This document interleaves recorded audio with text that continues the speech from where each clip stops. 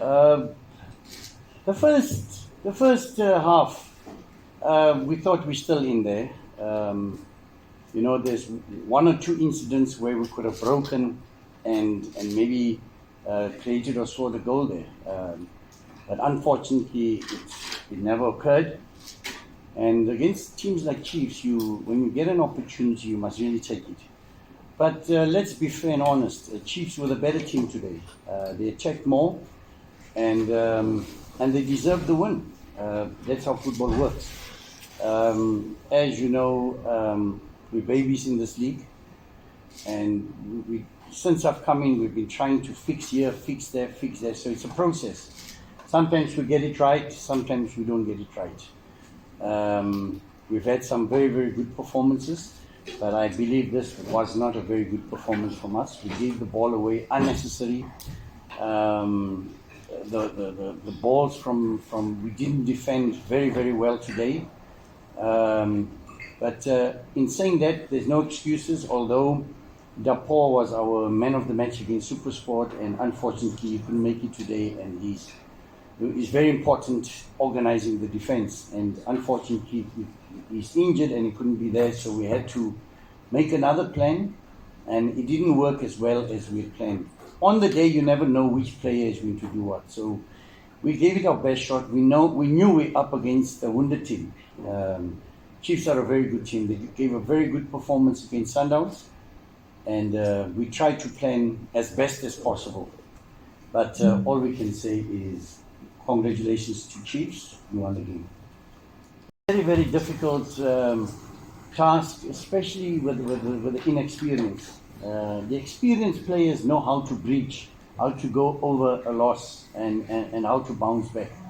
But with the younger players, it takes a little bit of time, and just to get them going. We pull out all stops. Even the chairman comes and addresses the players just to motivate them. So we're thankful for that. But it's all about the combined efforts of everybody trying to lift their spirits and tell them that this is their bread and butter.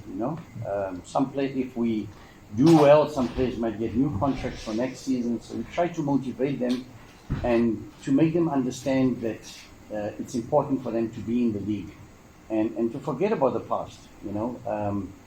It's not going to help you anything. What's going to help you is to get the results moving forward. Next question.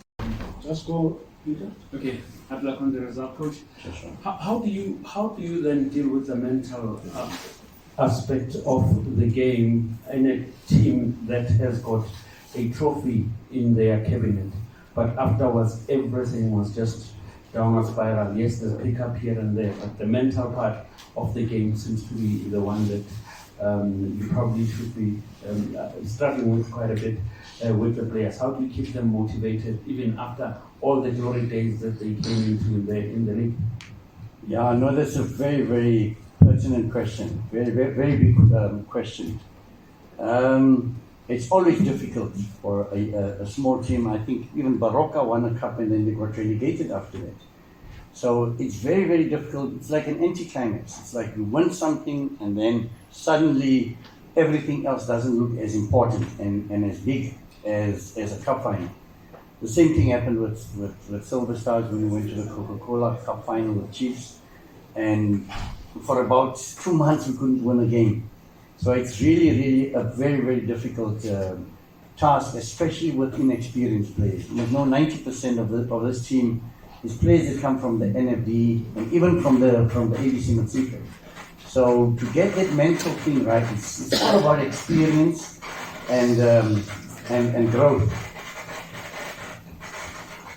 So apologies, coach. Gentlemen. Come on, guys, don't mess up with us.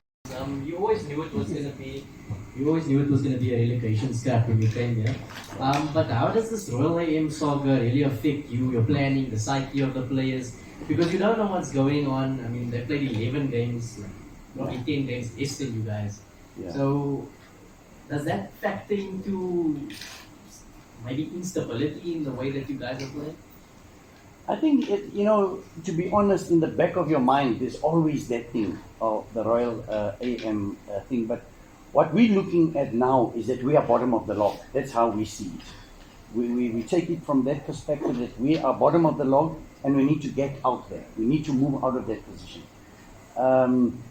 What's fortunate is that we've closed the margin a little bit. So there isn't 2-3 points, 2 wins could make a very big difference there at the bottom.